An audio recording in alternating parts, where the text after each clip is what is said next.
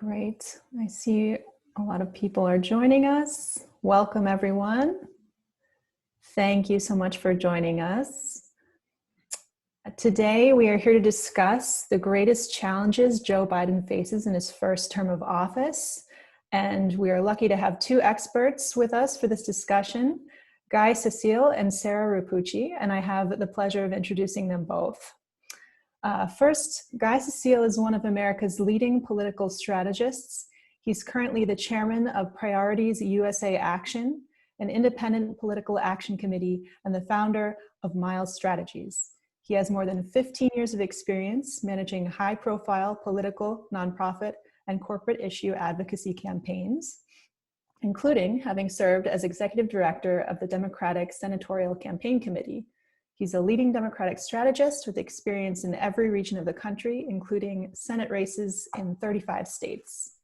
And Sarah Repucci leads the Research and Analysis Department at Freedom House, which is a government-funded nonprofit organization that conducts research and advocacy on democracy, political freedom, and human rights. Repucci has more than 10 years of experience in research and evaluation techniques in the areas of democracy, human rights, and good governance. She previously worked for Transparency International and the Global Business Initiative on Human Rights, and as an independent consultant for a range of NGOs, bilateral and multilateral organizations, and private businesses. So we're very lucky to have both of these experts with us today for this discussion. On behalf of the French American Foundation, welcome, Guy and Sarah. Thank you. And I will first pass it over to Guy to start the discussion. Great. Well, thank you for having me. Welcome to my kitchen. I never thought over the past 10 months that so many people would be in my kitchen, considering that my husband and I are both terrible cooks, but very happy to be here.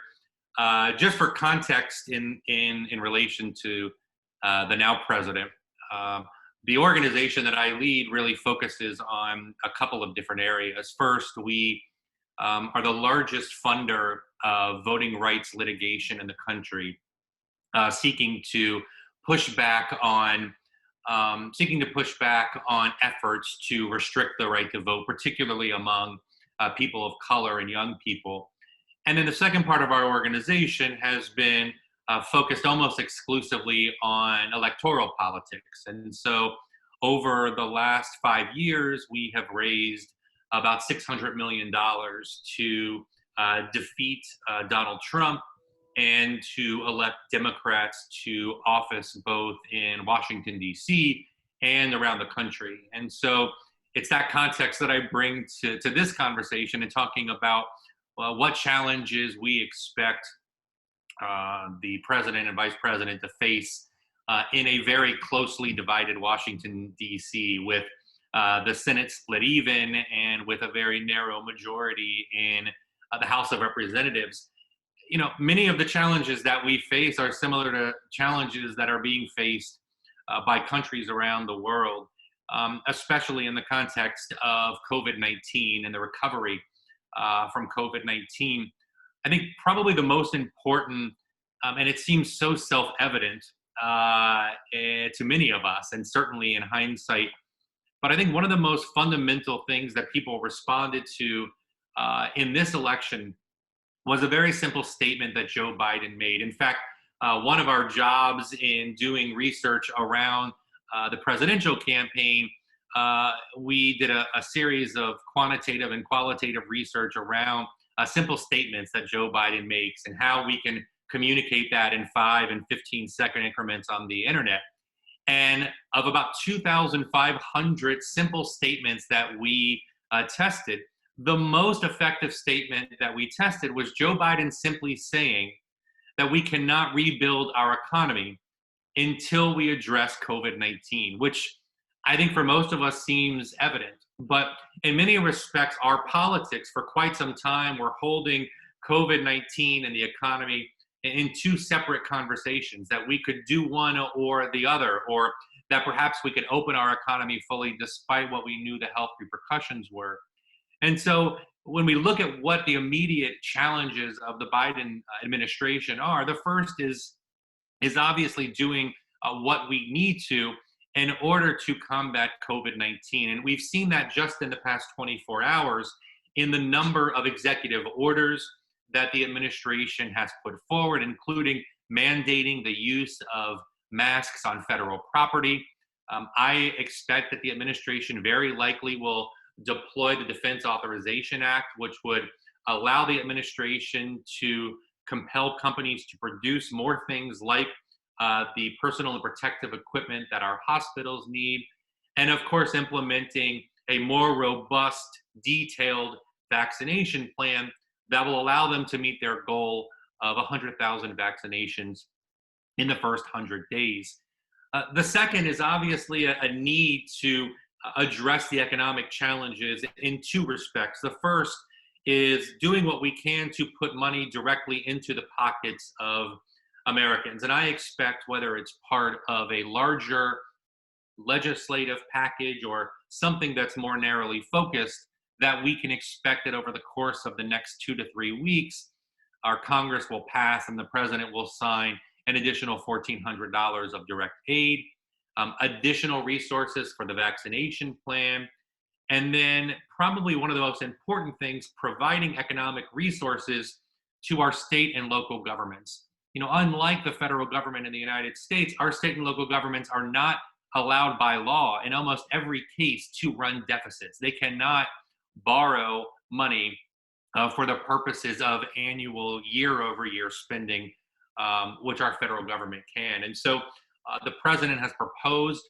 a multi-trillion-dollar package to address some of those economic challenges, and underneath that and through all of this, to specifically look at how we deal with issues around equity. As we're rebuilding our economy, as we're administering the vaccination plan, as we are putting money into the pockets of small businesses who have been disproportionately impacted by COVID-19, what are the things that we need to do to address some of the equity challenges so that people and communities of color, small businesses that have been disproportionately harmed in neighborhoods which have a plurality or majority of Americans of color, what are the things that we need to do to address those systemic inequities? So COVID-19 in total, the economic recovery, and looking at all of that through a lens of race and equity. The final two things I would just note before turning it over are democratic reform. Clearly, we have been through a tumultuous few months in our elections. And oftentimes, people with short memories project this as something new. And although the circumstances around President Trump's refusal to accept the results of the election are something different for us, the reality is that the United States has really only been a fully functioning democracy where everyone has the right to vote by law and in practice for the past 50 years. That in many ways, the diversity of our country, which is one of its greatest strengths, has presented some of the greatest challenges in terms of how we create an electoral system and democratic reform that reflects the diversity of America. And so COVID-19 really has shown a spotlight on this in a way that other things haven't over the past 20 to 30 years. That's why you saw over the course of the past 2 years alone, hundreds of millions of dollars spent on litigation, private corporations and philanthropic organizations providing direct funding to local United States government to help them fund the administration of the election. Think about that for a moment. Private foundations being volunteering to fund the administration of elections at the local level because they did not have the resources to properly administer the election. Issues around voter registration, around early voting, voting by mail, whether or not our election day should be a national holiday, all of these things, in addition to how we fund our campaigns, part of democratic reform. And I think the importance of that is reflected in the fact that the first bills in both the House and Senate were introduced specifically addressing democracy reform in the United States. And then lastly, we have a lot of work to do to rebuild our traditional and emerging alliances around the world. And I think many of us are cognizant that Donald Trump has done and the United States, but to the multilateral relations around the world.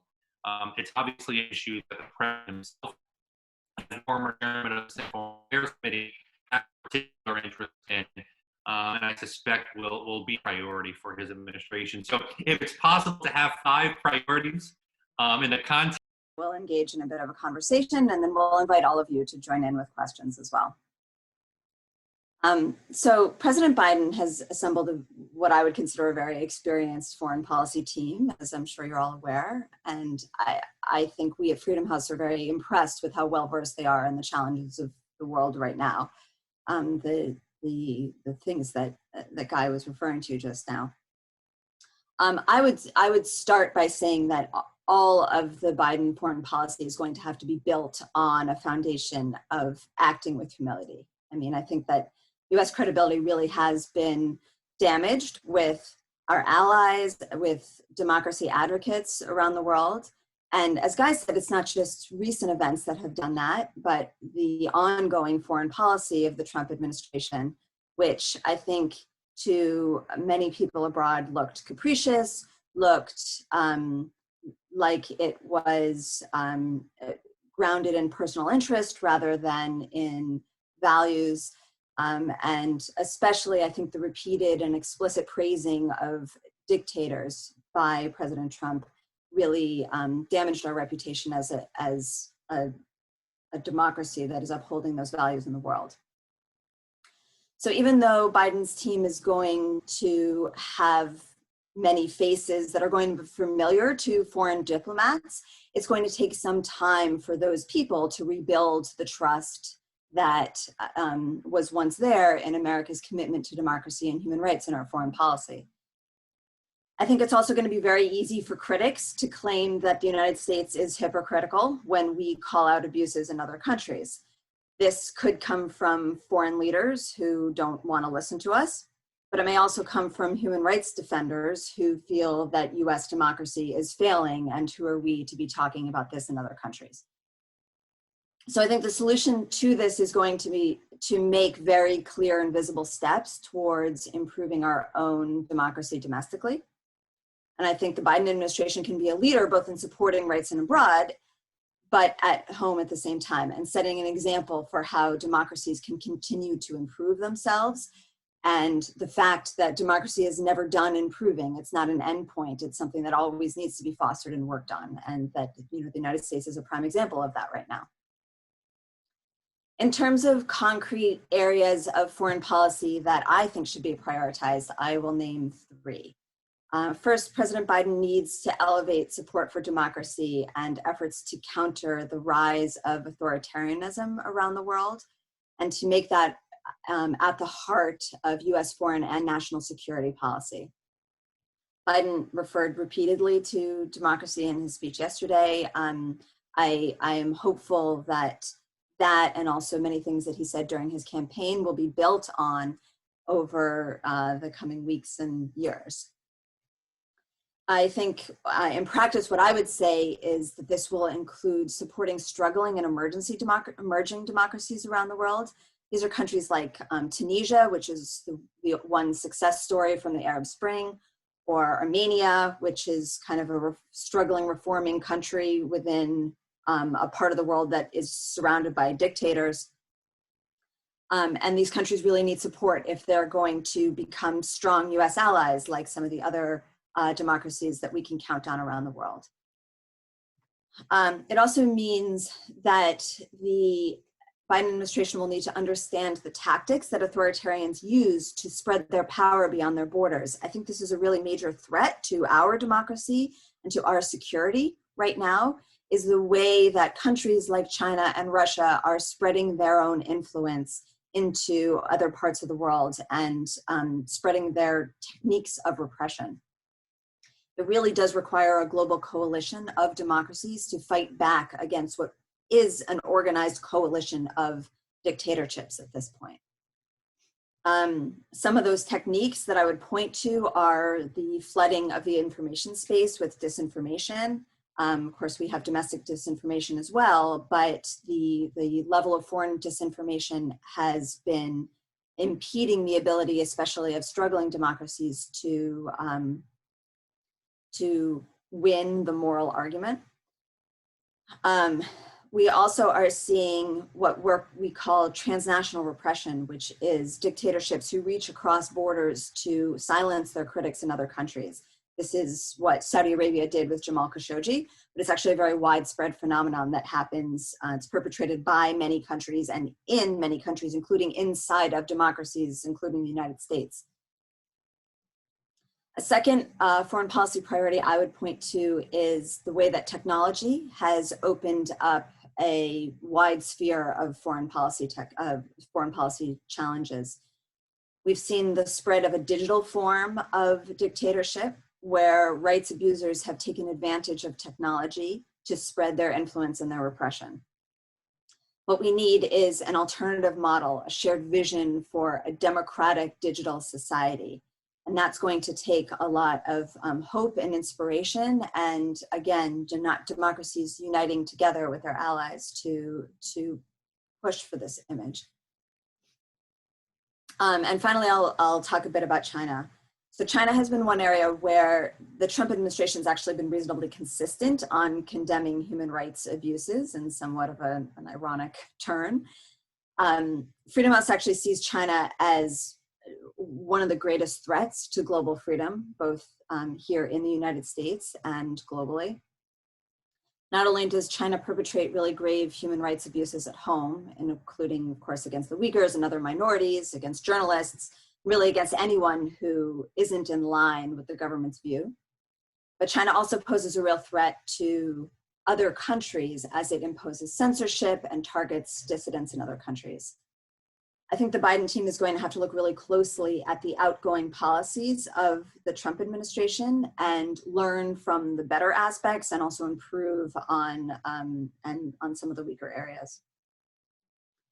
So the United States is going to need allies for all of this because no country can do this alone.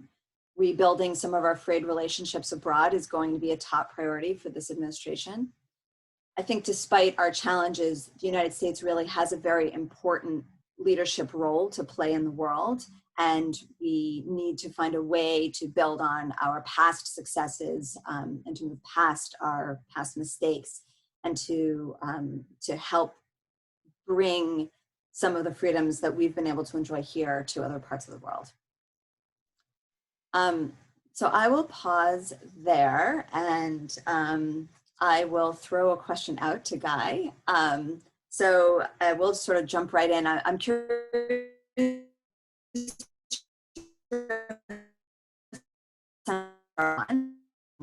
for getting passed, especially now that Democrats control both houses of Congress, but also your thoughts on some of the provisions in it and whether you think that's what the country needs right now. Yeah, so for those that don't know, HR 1 is one of the bills that I referenced around to shorthand it, democracy reform, campaign reform in the U.S. And you know, I think fundamentally it is absolutely the right direction. You know, when you think about election reform, democracy reform in the U.S., I think there's three areas that require us to address. The first is the machination of the election process itself. How do people register to vote? What is the process for them to get to the polls? What requirements do they have in order to cast their ballot? How are those ballots cast? And the reality is, like so much of our basic infrastructure, these areas have been significantly underfunded. In fact, when the U.S. went through its recession at the beginning of President Obama's term, there were significant cuts in this area. And much of that funding hasn't been restored even to those levels. On top of that, one of the things that we saw were conservative legislatures in states that had conservative governors and state legislatures actually were passing laws to make it more difficult to vote. Requiring a certain type of ID, reducing the number of polling locations, consolidating polling locations, in particular among communities of color, um, purging voting lists so that if if they mailed you a postcard and you didn't return it or didn't contact them to acknowledge it, you were purged from the rolls. I mean, voting in the United States is one of the few rights that we have that, in essence, we lose if we don't exercise it, because the states, in many cases, have the rights to remove you from the rolls. So there is this whole structure around voting that I think is really important to address. The second is the funding of elections, and that it may be surprising or ironic that the head of an organization that can essentially raise unlimited amounts of money from individuals would be arguing for campaign finance reform. The reality is I would be the first in line. I lead an organization, one of the few organizations that would be happy to be put out of business. I think that we need fundamental election reform that reduces the role of anonymous, non-disclosed contributions, that reduces the role of contributions from corporations, and that returns power back to people either through public financing or matching funds that can actually sustain and fund local and federal elections. So we need to address those challenges around funding individual campaigns. And then third, and Sarah, I think this is a good segue to something that I'm interested on your end, is issues around the use of social media platforms for misinformation and disinformation in the context of electoral politics. We spent a significant amount of time over the last 4.5 years in my organization building out an infrastructure that could essentially target and advertise to people online on all sorts of social media platforms in all different contexts. And in much of that was a response to what we saw happening in 2016, and also our expectation that we would need to respond to misinformation and disinformation campaigns. And I although it's not a part of HR 1, I am hopeful, and I'm going to do everything I can to push for some real legislative and regulatory responses to social media platforms and how they're used. And you know, we saw a real example of that, obviously, in what happened on January 6th and the role that these platforms played to foment and organize. But this is happening every day in small and large ways. And Sarah, I think, you know, much of technology policy, much of the role of this is obviously governed by individual countries who are making laws around monopolies and taxation and rules around misinformation. But I'm curious what role you think multilateralism and international cooperation can play in addressing some of those challenges, and how these platforms are used to suppress human rights, civil rights, and democracy reform in the countries that you focus on. Yeah, certainly. Yeah, I mean, this has long been a really big issue for us, and I think it's it's a big issue domestically. It's a big issue internationally. If you think about the role of Facebook in the genocide in Myanmar, there was just this kind of vicious cycle where extremism was built up online, then it moved into the population, then people organized online in order to perpetrate the genocide and have it spiral out of control very quickly.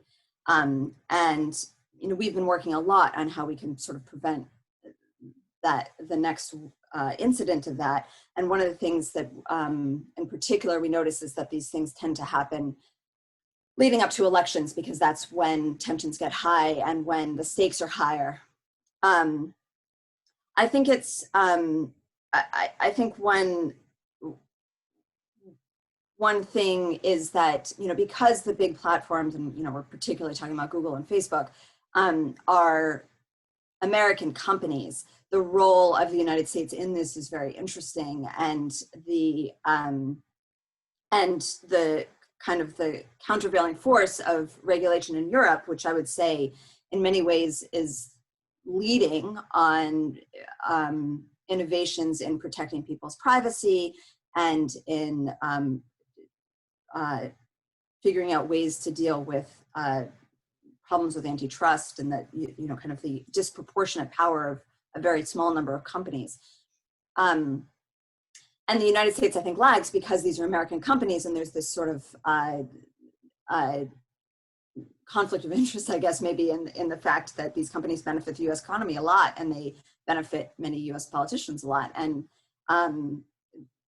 so I think that multilateralism has a huge role to play because it takes that pressure off, and it moves this into a realm of helping all of us, and not sort of targeting U.S. companies, but thinking more in terms of how can we all benefit. And the role of disinformation in this, I think, is really key, because disinformation is harming all of us, and it's something that is has spread rampantly into every society at this point. And there's no democracy that can say that its election is totally safe from foreign interference, from domestic interference, through the role of the platforms. I would say that that we need a combination of regulation, but I mean, on a personal level, I would say, and this is not a Freedom House policy, but I would say that that the companies do have too much power, and that it is possible that the only solution will be to break them up. But I think that more fundamentally, that finding ways to have alternative voices out there, even when those voices are sometimes extreme, as long as they are not calling for violence, is a way to kind of disrupt the nexus of power that has consolidated around these couple of companies. Well, and I think the thing that adds to that challenge is when you actually have the leader of the country who's actually either the source of or the distributor of that false information. And the challenge that, I've worked in politics. My first campaign was in 1999. I worked for Al Gore. And this is the first campaign that I have personal friends who have been forced to hire private security outside their homes because of the volume of death threats that they have received, who have developed relationships with their local police officers because folks from online are calling local police stations to tell them that there is criminal activity happening at their house. So the police then have to go to the house. So we're in many ways, the U.S. is just at the tip of the iceberg in terms of what some of the other countries have been dealing with. And it's certainly something that needs to be addressed. Yeah, and I'd also say, I mean, we have a lot to learn from other countries, and I think there are many Americans who like to think that there's something special about America that means that we do things so differently that there's no point in looking to other countries. But as you say, a lot of countries have been struggling with this for years, and we can definitely learn from them.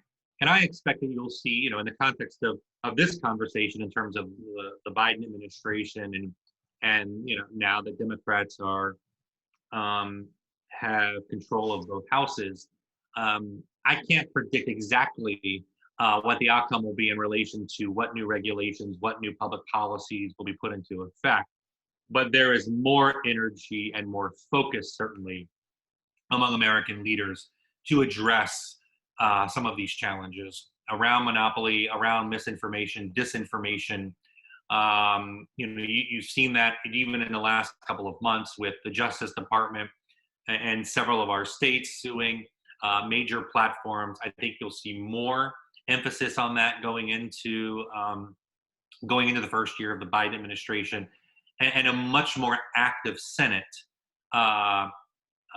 doing the work that they need to be doing legislatively to address some of these challenges related to social media platforms.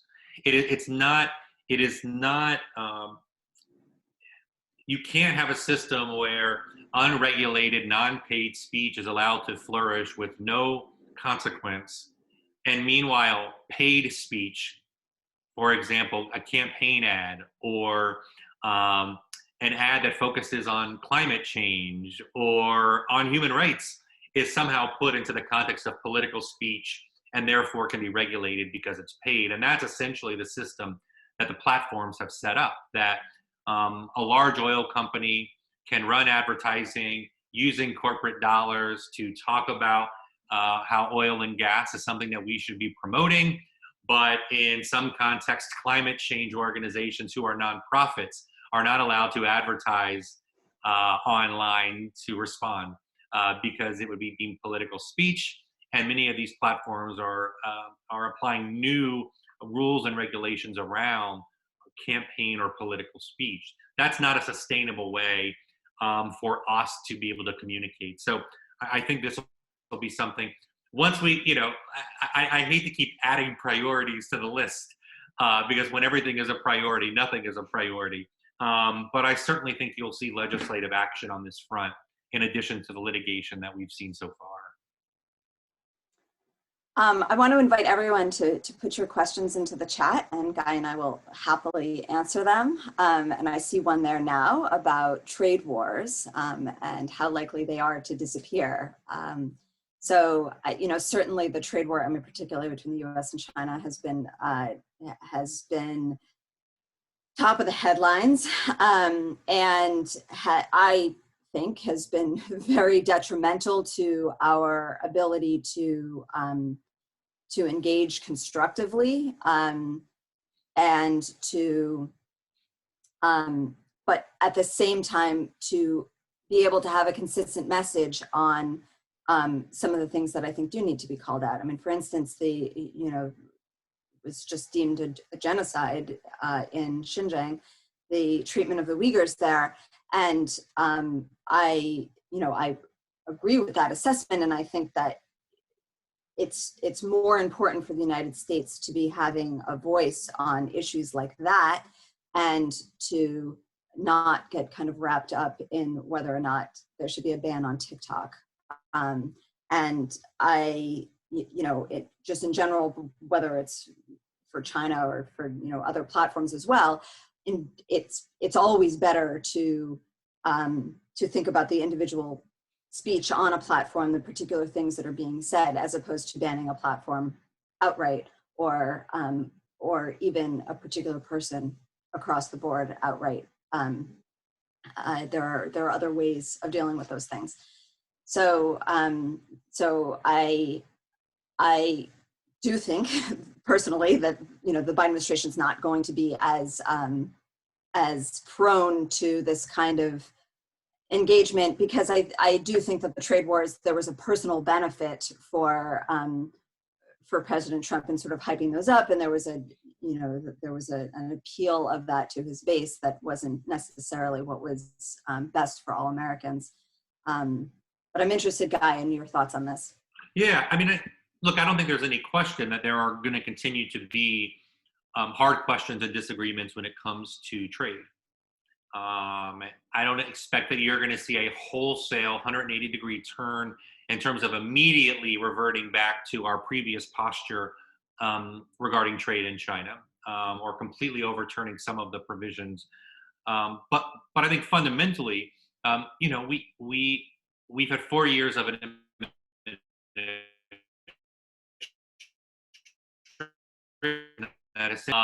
that didn't engage in thoughtful diplomacy, and that oftentimes, conflated our relationship regarding human rights, civil rights, and diplomacy, and intertwine those with issues around, for example, the large sale of munitions and equipment for war. So there will no doubt be a change. I think the other thing I would just point out is that, so much of the infrastructure of the U.S. government was hollowed out.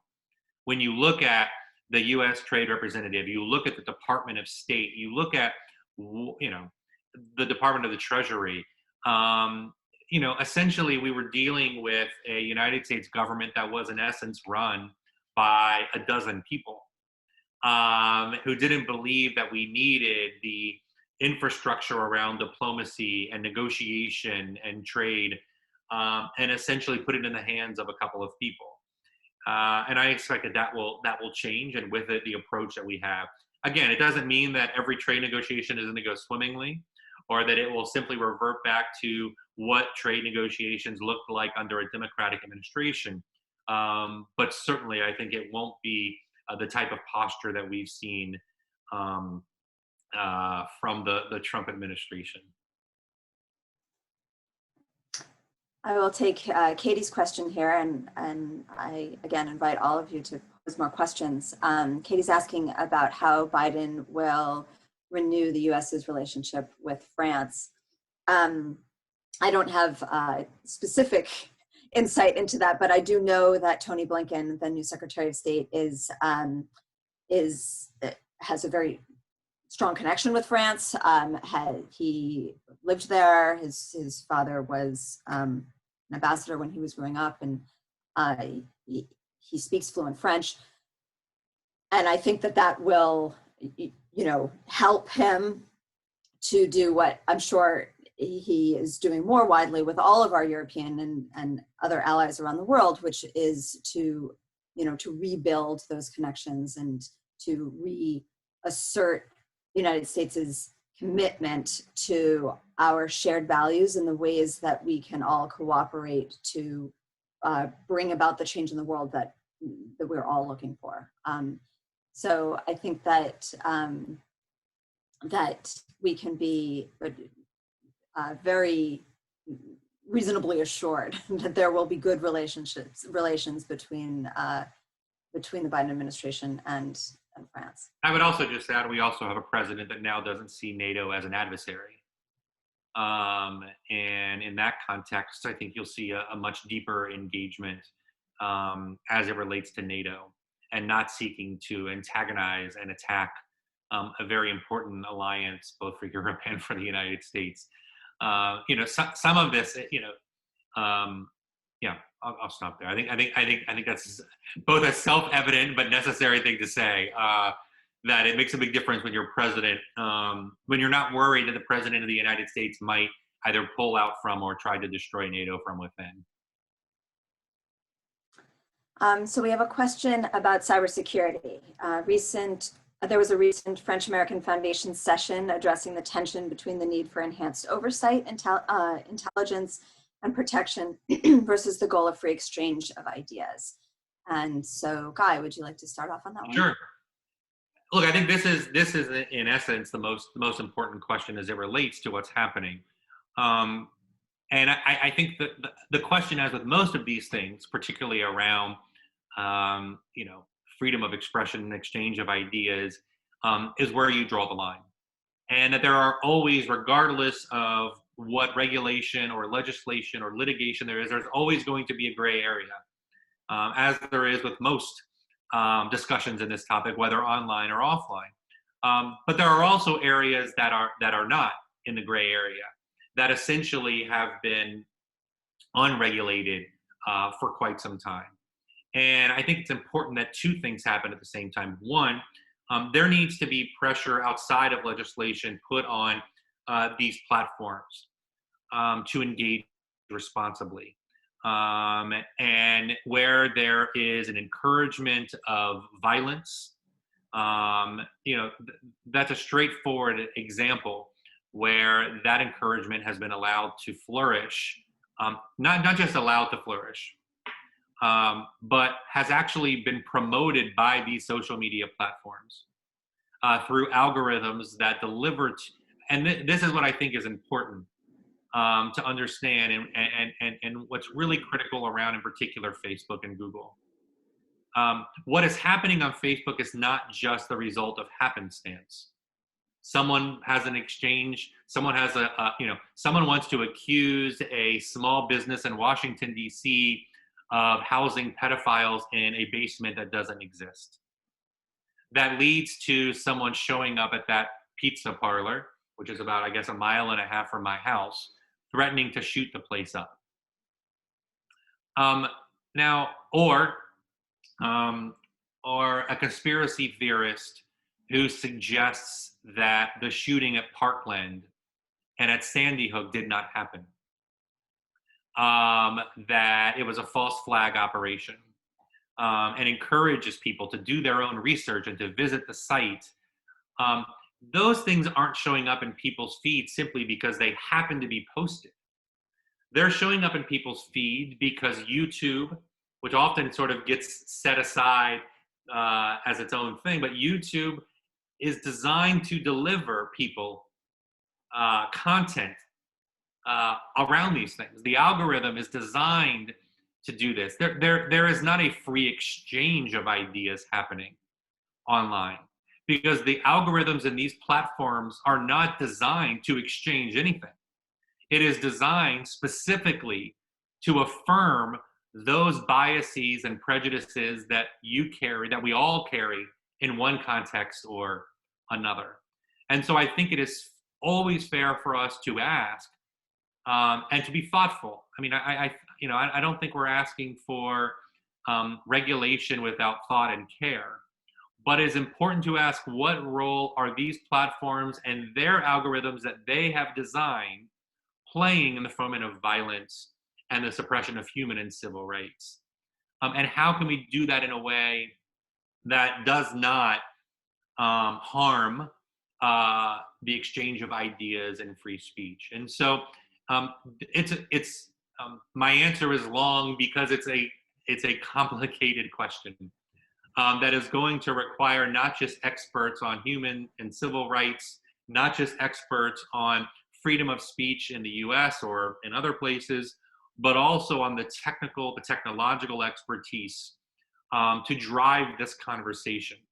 And I think that's going to be really, really important. The last thing I would say is, and these are my views, not necessarily the views of what the Biden administration will be, although I hope they will be, is the role that monopolies play in this context. What happens when a large multinational corporation has a monopoly on search, whether it's search through Google or through search through YouTube, and what role do monopolies play in that? And so I think this is going to be a really challenging and important question for all of us to answer. Sarah, I don't know if you have anything to add on that front. Yeah, I guess what I would add, or I mean, I agree. And I guess what I would say is that, you know, the internet, the promise of the internet was to give this free exchange of ideas. And I think it, you know, for a long time, that was overwhelmingly the impact of the internet. And, you know, it's only more recently that the balance has shifted. But, you know, the internet can be a place for people who don't otherwise have a voice, which is, you know, in all societies, you know, including our own, especially in our own, there are many people who don't have a voice through traditional outlets, and we need the internet in order to democratize that space. But, you know, that means that we need accountability on the side of the platforms to make sure that there isn't this David and Goliath situation. And what I would say is that transparency in those algorithms is really key, and making sure that there's the ability for people to understand how these algorithms are operating and why it is that certain things are coming to the top, and also what things are coming to the top. Because of course, with the way that Facebook works, I may never see the ways that certain people's news feeds are promoting certain content, and you know, and then it disappears. There's no way for me as an organization whose job is accountability and oversight. I can't hold Facebook accountable because I can't see what's happening. So, you know, having the ability to understand, to know the way that the algorithms are working, but also to have mechanisms for dispute when something is taken down. Because another thing that we see is organizations that are working in making a good faith effort, and this happens globally, but we don't know, this could happen someday in the United States as well, it may have already been happening, where organizations have their accounts shut down by Facebook because of pressure from a government who doesn't like that organization.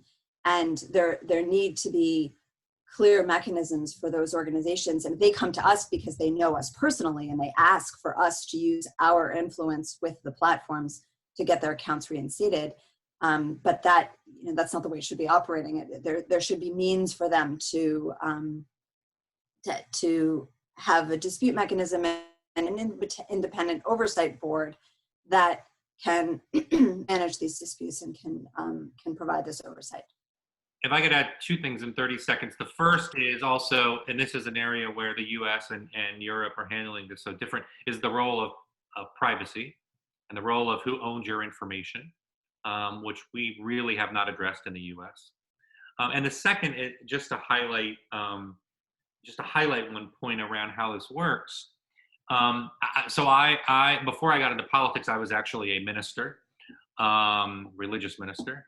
And as a result of that, although I don't have a lot of close personal relationships with some of those folks anymore, I am Facebook friends with people that I knew back then who are very conservative. And keep in mind, I'm opting in. We are friends on Facebook. We have accepted it. None of their posts ever show up in my Facebook stream. Never. Well, why is that? We have clicked the link. We are friends. I have not muted them. I don't have tens of thousands of friends that I wouldn't see. It's because the algorithm has decided, somewhat rightfully so, that I'm not interested in reading a lot of far-right opinions. But it doesn't just prevent the posts that have those opinions.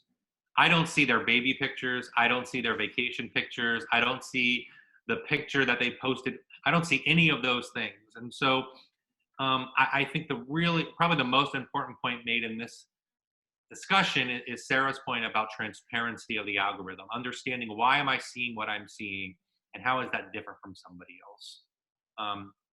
The next question on the chat is, can you say a word separately on the challenges that Kamala will face as vice president?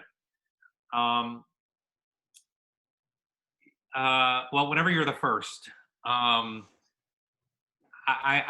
especially for Black women in the United States, there is a scrutiny that will come with it, and you will constantly, I think, see that. In the way that every decision is portrayed, and so that in and of itself, I think, is a really it's a big challenge, and something that I know she is cognizant of and aware of and appreciates. It's also a huge opportunity to disabuse people of certain views and myths. The second thing is obviously the vice president. The role of the vice president in the U.S. changes dramatically from administration to administration, and the role that the president chooses for them. I think Kamala will play a very significant role in the administration for two reasons. One, Joe Biden had the experience of being vice president under a president that actually valued his input and used him in a variety of different ways. As many of you might remember, the now president, when he was vice president, actually ran the administration of the initial response to the recession at the beginning of the president's term, the stimulus funds, the shovel-ready projects, as some of us might remember. That was run out of the vice president's office and by the vice president's team. And I suspect that that you'll see one that the vice. I keep wanting to say Kamala. That Vice President Harris will be involved deeply in conversations across the board. But I also suspect that she will be given some specific tasks. She has built an excellent team around her to support her. Her chief of staff, who has just recently served as President Clinton's chief of staff for several years, also ran one of the two teachers unions here, is very smart. She's built an excellent team that I think will be integrated into the White House. But whenever you're the first, there are a host of challenges that will come. There haven't been many vice presidents who have had what they wore on election day lead stories before. So there will be some changes in how we think about that. I don't know, Sarah, if you have anything else to add. No, that was a great answer, and I don't have anything to add. So I'll just pose to you the next question that's there, which is, what's the outlook for Democrats keeping the House and Senate in 2022? And how important is it for Democrats to show measurable policy progress in face of likely Republican obstruction? I'll take the second question first. It's very important. And I think it's especially critical in the first 6 months. Because the thing about what the Biden administration is doing is they are actually setting up markers to be measured by. The 100,000 vaccines and other things that they have talked about. So I think especially on issues around COVID and the economy, it is going to be absolutely critical for us to show measurable progress. There will be Republican obstruction. There's no question about that. And I think there will be some legislation where Democrats seek to build bipartisan support. But I think that for the most part, what we will find is a recalcitrant Republican Party. And it really only matters in the Senate, because that's where we really need the negotiation to happen. The outlook for Democrats keeping the House and Senate, the outlook in the Senate is actually relatively positive. We have, I've been a part of, though I've spent the last 5 years mostly in presidential politics, and for a time as Hillary's political director, most of my career has been spent on the Senate side, running the political arm of the Senate for Harry Reid when he was leader. And midterms are always tough for the party that has the presidency. Long history of the party in power losing seats. I will add, though, that a couple of things have really changed.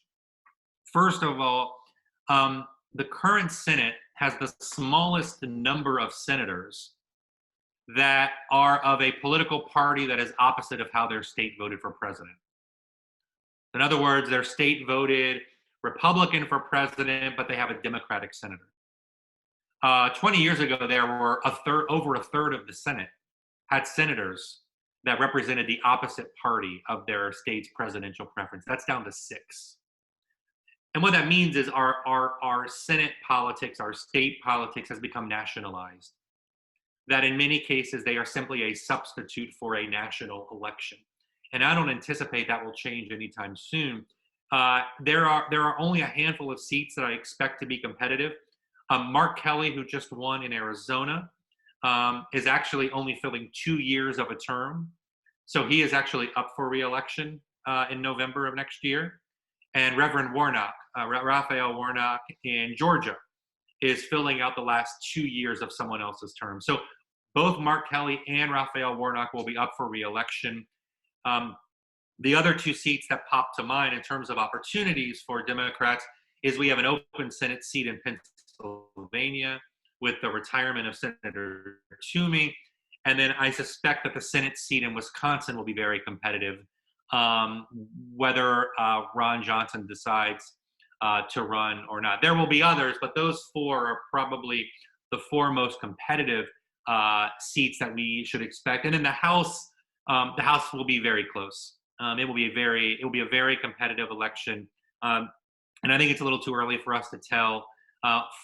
Most of the races that we lost in this past election were in House districts that Trump won. So in many ways, the low-hanging fruit for Republicans has already been picked.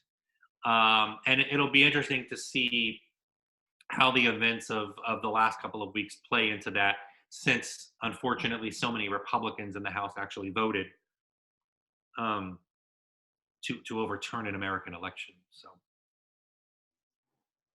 The only thing I would call out there is the role of gerrymandering in this, and which disproportionately has benefited Republicans, and that if you look at the difference in the number of House Republicans who supported Trump versus the number of Senate where there isn't gerrymandering, the number of Senate Republicans, you can see how starkly the role of gerrymandering has made the House more extreme and has kind of fed that polarization. So that's if there's one issue that I would fight for, it would be to end gerrymandering. And obviously, just to highlight something that is probably obvious, we're obviously talking a lot about the challenges that we are going to face, which are real. And all of us are still, I think, reeling from what happened on January 6th, especially those of us that worked in the Capitol, walked those halls, recognized the places that were being desecrated. I also think it's really important in the context of all of that to recognize the enormous amount of progress that was made in this last election and subsequently.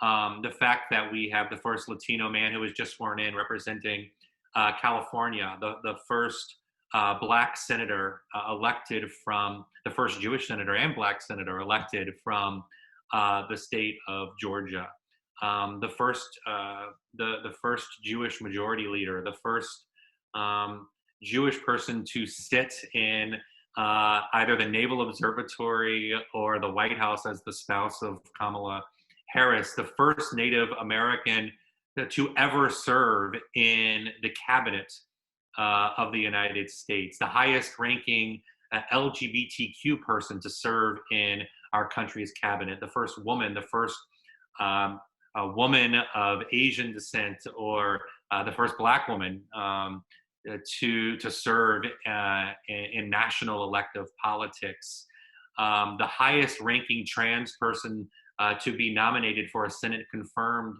position, that despite all of the enormous challenges, for those of us that have been working in politics for 4 years, focused on Donald Trump, which can be a relatively dark place. I am typically an optimistic person, but it can be pretty dark when you're living in that space for 4 or 5 years. And at the end of that, yes, there are enormous challenges, but we continue to make progress in so many really important ways that I could not have imagined. And we